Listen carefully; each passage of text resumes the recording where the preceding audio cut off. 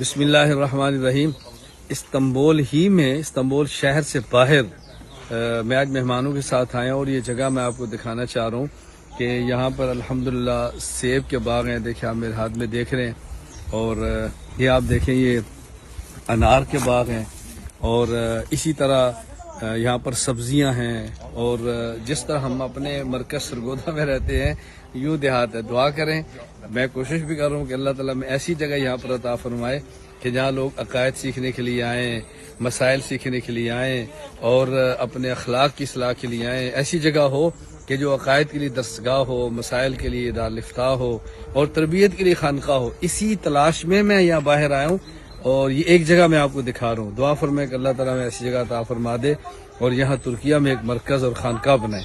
اللہ قبولیت فرمائے، اللہ قبول فرما لے، بس دعا کریں آپ۔ السلام علیکم ورحمۃ اللہ وبرکاتہ۔